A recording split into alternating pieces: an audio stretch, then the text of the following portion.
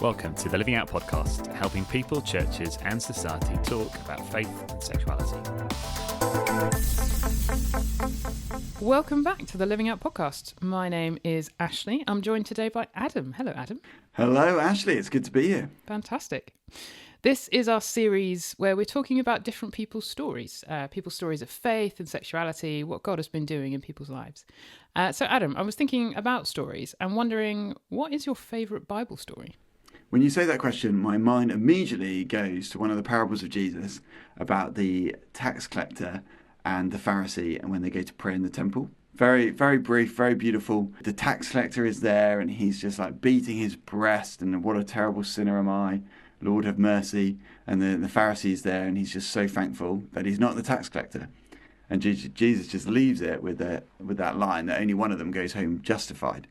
And I just think that is such a powerful a tale about how we should approach God in humility and in prayer and just being honest about who we are and honest about our need for Him. And when we try and create these walls of and fake faces of social acceptability, that's when it all crumbles. Fantastic. That was a very deep answer. I love it. What about you, Ashley? Yeah, mine is 1 Kings, I think chapter 19, around then. Elijah does his big fireworks show on top of Mount Carmel. It's really the Lord's fireworks show, but we'll call it that. Also, are there any fireworks? Are there any Well, there's a fireball. Does that count? I don't know. We'll have to. People can debate. Well, we'll have to Google our definition. I have to Google. Okay, you do that. Sounds like a plan. So there is possibly a fireworks show. Massive spiritual high. The people turn back to the Lord, and then Elijah slumps, and he goes to the desert, and he's like, "Lord, kill me now." And an angel comes and is like, "Elijah, basically, you need a nap and a snack." And so he has a nap and a snack, and then goes on to the mountain of God and hears God's voice. And I love that bit. That's the kind of where we get the still small voice phrase from. So that's excellent. But it's really the nap and the snack that is speaking to me in my current season of life of just have a rest. It's okay. So that's one of my favourites. We are joined today. It's not just me and Adam chatting about various Bible stories. We are joined by our friend Ryan, and it is wonderful to have him here with us. Hello, Ryan. Hello, it's great to be here. I'm very glad you can be. Why don't you start off, Ryan? Tell us a bit about who you are, what you do. Give us a couple minutes of introduction to you. Yeah, sure. So I studied actually in the same place as one of the other Living Out team members. People can try and guess who that is and where. But I studied history and French, and so I spent some time abroad, which was actually great, partially because I wanted a break from studying for a year, and I got to teach and then travel and didn't have that many hours, so it was great. Currently working for a church have been for the past year, doing some ministry training. And then outside of work, the things that I enjoy doing are, frankly, I like to bake quite a lot. One of the things I did a few years ago, which was probably the most stressful thing I've done, more than living through a pandemic, was make a wedding cake. I don't think I could do that again. That does sound stressful. Okay, so that means you're not going to be going on to the Bake Off? No, oh gosh, no. I think if I was on Bake Off, I'd be the kind of person who forgets to put flour in a cake. you see that person that's all a bit flustered. That would 100% be me.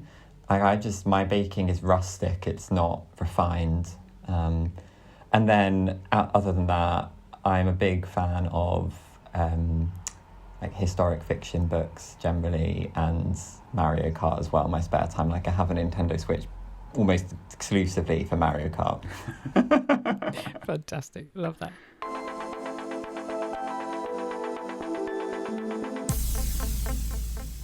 Well, let's dive straight in. Ryan, can you tell us when you realised that you were gay? Yeah, I don't know if there was one specific moment, but I suppose I realised this like many people do when I was in my teens in sixth form. And so I came out, and that's when I realised I was attracted to guys. I told my best friend at the time. And I suppose the really thing I want to emphasise is that was, I was going through that process and realisation around the time that we're seeing same-sex marriage legalised in the UK and the US. So up to that point, I'd been sort of thinking, and realising that I was attracted to guys and wanting to be married, but it always felt distant and impossible. And now I'm being told, actually, society is telling me you can start dreaming that way. You can start imagining what it will be like to have a husband and a family and all the things that you see other people enjoying. So I think, in my teens, really, towards my sort of, 18, 19. Okay, so at school you started to be honest with people about your sexuality, but at the same time you started dreaming about a possible life that you could live. Well, let's hear now a different story, another story. Can you tell us how you became a Christian? Yeah, sure. I mean, it's quite a long story, which, but the short version is essentially that I was at uni, not as a Christian, and a really good friend, she's a really good friend to this day, and we both applied to Durham, to uni, and we both applied to different colleges. So, but then we ended up at the same one. So neither of us applied to be at the place we actually then met each other. So even that was already sort of, it's not an accident who you meet. God will, arrange things so that you meet the right people. And she became really instrumental in, sharing the gospel with me really faithfully over the course of our time studying together. And at the end of it, the end of my studies, like my final year, so it was February 2017, she invited me again to a Christian Union Mission Week, which I went to. And this came at the end of several months of wrestling with some quite deep and personal things that sort of left me a bit reeling, to be honest, and wondering, why don't I have a way to process the things that are hard? Why don't I have a way to process, essentially, even the fact that things feel so wrong? And so at the end of that several months of wrestling, I went to this mission week, and that's where I became a Christian. And at the end of the week, I would say I still definitely had questions. I mean, probably we have questions even now, like after years of following Jesus. But the key thing, and I've said this so often to people, is that I knew enough about Jesus to know that I could trust him and that I would follow him. I didn't know everything, but I knew enough. Okay, so you knew enough about Jesus that you could trust him and follow him. But this time you've already started dreaming about a possible marriage and life. Did you know straight away what your faith would mean for your sexuality? I think I knew that it would mean something different. I definitely knew it would mean something different. But the way that I approached going into that week is I don't want that to make the decision for me. Because basically, if Jesus is, the creator, the one who made you, the one who made everything, that doesn't turn on whether I like what he says about my sexuality or instinctively it feels easy to live out. And so I was convinced. So after that week, I was convinced that I think Jesus was calling me to something different. And then over the next few months and years, I became quite convinced that he was calling me to be single and celibate. And the way I sort of arrived at that conclusion is just looking at the big picture of the Bible, like overall, I just don't think there's any other way to read it. But I did find that pretty disappointing, to be honest, because as you say, Adam, I started dreaming about a very different kind of life. I'd started dreaming about a kind of life where I'd get married, I'd build a home with a husband, I would, have someone to come home to, and I wouldn't feel necessarily the same kind of loneliness or unfulfillment. And so I think, I did find it disappointing. Okay, and would you say you're still disappointed now, or have you come to terms with this? And if so, how have you come to terms with this? Yeah, I would not say that I am in that place. That doesn't mean that it's always easy, but I think over the few years, once I'd left Durham and moved down to London, I spent a couple of years praying and wrestling through a lot of things, and a lot of friends walking with me through that. And I think there are probably 3 or 4 things that God really taught me that have helped kind of reframe and sort of shift obedience from this sort of thing that feels really costly and unjoyful and just hard, primarily, into something that is still hard but is good and is joyful. And I would say I could summarize them in this way. One is that what I gain is more than what I lose in following Jesus, so that it's a net gain, whatever I have to give up to follow him. The second thing is I have nowhere else to go but Jesus. The third thing I'd say is that God taught me is that living this way is not a waste of my sexuality, And then finally, I have heaven to look forward to. So look forward. Don't get too comfortable here. Look forward. Oh, Ryan, there's so much I want to unpack in there. That's so rich and exciting. Well, thank you so much for just being honest with us and sharing your story with us. Yeah, stay tuned, everyone, because after the break, we're going to delve in a little bit further. We very much hope you're enjoying this Living Up podcast. If you appreciate what we do on the website, through our events and so on, and you would like to support us financially or in prayer, please do check out the details on the Living Out website. Thank you so much.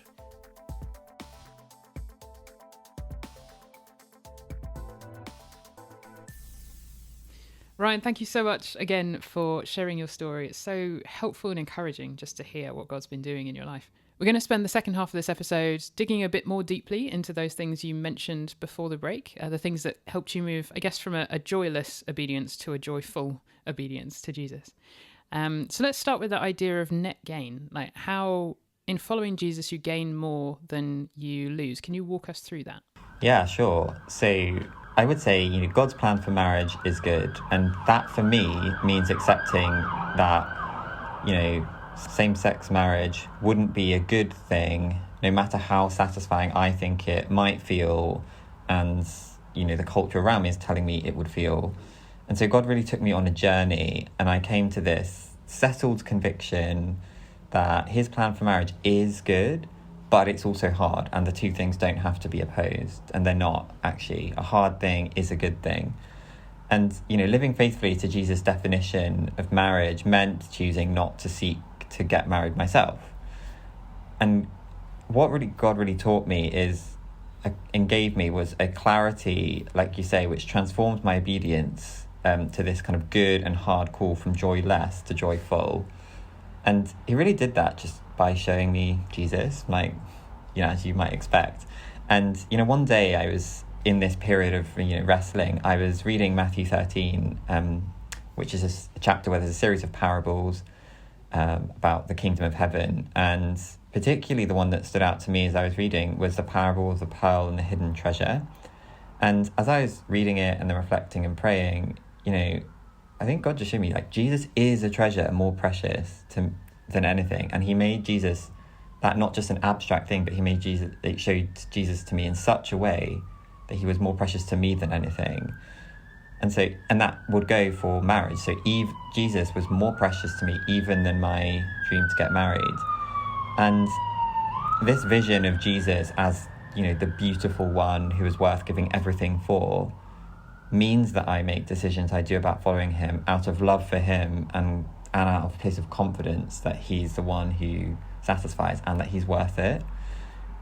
And so when I give my kind of everything to live out his teaching on marriage, it is good and it feels hard, but I keep going on the hard days because I know it will honour Jesus and I want to honour him, whatever the cost, because he is the treasure. And so that's what I mean by it being a net gain. I love that. Yeah, when I'm sharing my own story, I'll often say something like, Jesus is worth having, even if having him means giving up everything else. Like he's worth so much more than the whole world put together. He is just this wonderful, beautiful person that we get to know. It's so great to hear that from you as well. You also said it's not just that Jesus is phenomenal and that you get him and you've got this net gain, but Jesus is also the only place that you could go. That was the second thing you realised. Could you say a bit more about that? Yeah, sure. I mean, just to say before I do, I think lots of the things that I've realised, it can sound like you sort of get all of these conclusions and insights in one go, but this is over a number of years. And I think I'm probably someone who has to live something before I can explain it to other people and share it with other people. So this is not I sat in my room and praying, and this came out of living life alongside people and people walking alongside me in it. But yeah, sure. Jesus, I think there is nowhere else to go. And so, to be honest, in that period of resting, I would say I probably nearly walked away because it all felt quite a lot and a bit much. But after walking through that with me, someone said that when they thought of that season and walking alongside and watching me, they thought of Peter's response to Jesus in John 6. And if for listeners who might not be familiar or not have it to hand, Jesus in that chapter has just taught that he's the bread of life. And after he's taught that amazing truth, a load of people desert him. And they desert him because they say the teaching is hard. And then Jesus turns to the disciples, the 12 who are gathered, and he asks them, do you want to leave too? And really the bit I focus on is what Peter says in response to Jesus. Because he says, Lord, to whom shall we go? You have the words of eternal life. And so by saying there's nowhere else to go, what I mean is no matter how hard it is laying down my dreams and living through disappointments, there is nowhere else to go.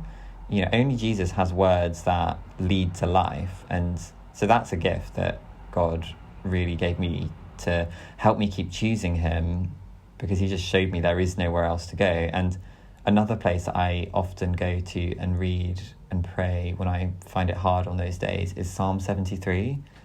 Just that psalm where, the psalmist is kind of looking around and seeing others not following God, having a great time. And he ends the psalm by saying, but as for me, it is good to be near the Lord.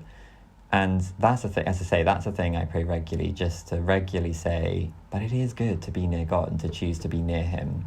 Yeah, I love that. The way that Peter's words are something that you can echo and the psalmist's words are something that you can echo. But also what you said there about how it's a continual choice to follow Jesus. I think, as you said, that often we have this idea of, I make this one choice to follow Jesus kind of at the start of my relationship with him, and then everything else is figured out, or I have all of the answers, or all of this stuff gets downloaded to me. But exactly as you said, it is this ongoing process, this life with the Lord, where we keep choosing him and we keep trusting him and we keep having questions and figuring things out. That's really helpful. Thank you, Ryan. You talked a little bit about how people might see the single and celibate life as almost a waste of your sexuality, and maybe that sounds like you used to see things in kind of that way at the start of your faith journey, that by not getting married, not having sex, somehow your sexuality is being wasted, or I guess is pointless or useless in some way. But it sounds like something has changed in your perspective there, so maybe you could talk us through that. Yeah, sure. I mean, I think this is, for the time and place that we find ourselves, this is one of the biggest things I think a lot of people wanting to live that single celibate life will come up against. So yeah, absolutely. I would say more often than you think, I am told that I'm essentially wasting my life. I mean, people won't actually say that in those exact words, but I know that that's what they mean. I get this because they say things like, oh, you don't really need to be quite so intense about Jesus. You can chill out a little bit.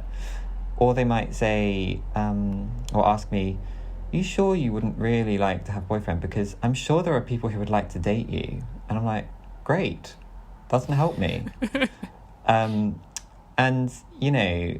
when you step back from it, it does basically feel like they're saying there is potential that you're not using, so you're wasting something.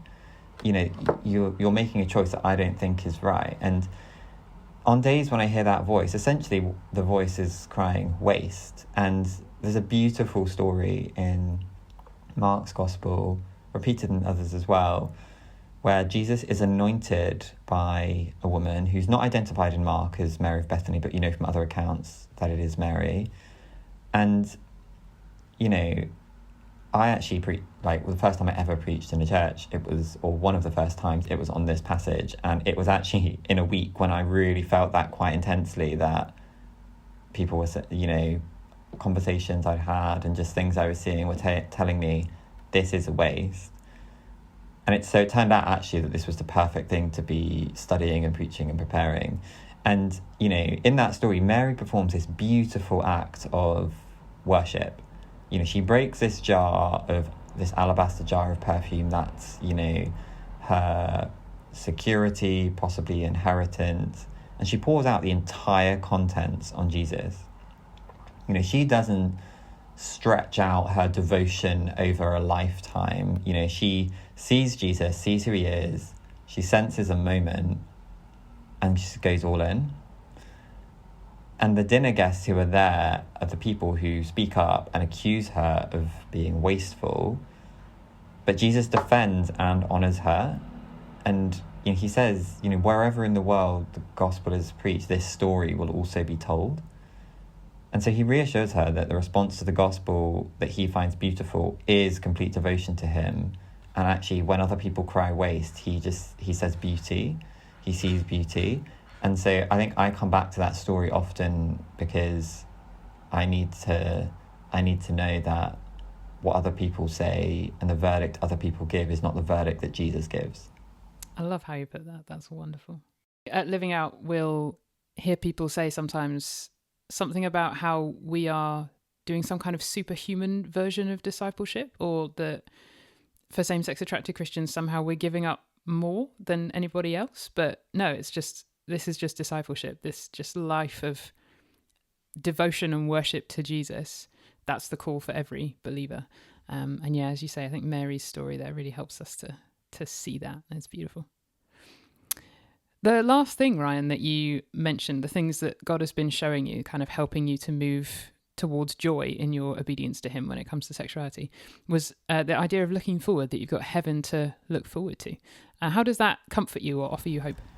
Oh, so many ways. Like, I've been on something of a journey in the last year to 18 months of just realizing that actually we all need to do this probably more than we do, I think. And, last September, I was probably struck afresh by the fact that I wasn't going to raise a family and have children. And so that's what I mean, just even to pull on an earlier thing that you said, that actually you have to keep choosing Jesus, and there will keep being things that crop up at different points that make it hard.